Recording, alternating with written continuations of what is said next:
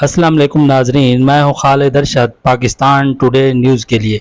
میں اس وقت موجود ہوں تحصیل پروا کی حدود میں ایک سیلابی ڈرین کے کنارے پر۔ بات کی جائے سیلابی ڈرینوں کی تو چشمہ رائٹ بینک کینال کی تعمیر کے ساتھ ہی سیلابی ڈرینوں کو بھی بنایا گیا تھا۔ ان ڈرینوں کا مقصد کوہ سلیمان سے آنے والے سیلابی ریلوں کو انہی ڈرینوں سے گزار کر دریائے سندھ تک لے جانا تھا، تاکہ شہری آبادیوں اور نہر کو سیلاب کی تباہ کاریوں سے بچایا جا سکے۔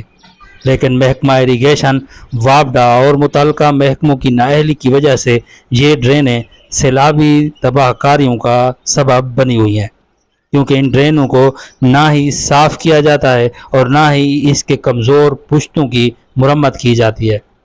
2010 کے تباہ کن سیلاب میں بھی ڈرینیں تباہی کا باعث بنی اور 2022 کے تباہ کن سیلابی پانی نے ان ڈرینوں کے کمزور پشتوں کو بہا کر شہری آبادی کا نقصان کیا، کیونکہ ان ڈرینوں کی صفائی اور مرمت نہ ہونے کی وجہ سے سیلابی پانی کو ڈرینوں میں راستہ ہی نہیں ملا، جس کی وجہ سے سیلابی پانی نے شہری آبادی کا رخ کر کے تباہی مچائی۔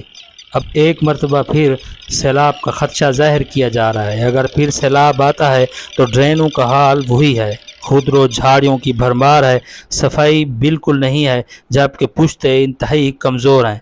متعلقہ محکموں کی نااہلی کا اندازہ اس امر سے بخوبی لگایا جا سکتا ہے کہ 2022 کے تباہ کن سیلاب میں ٹوٹنے والے ان ڈرینوں کے پشتوں کو اب تک مرمت نہیں کیا جا سکا۔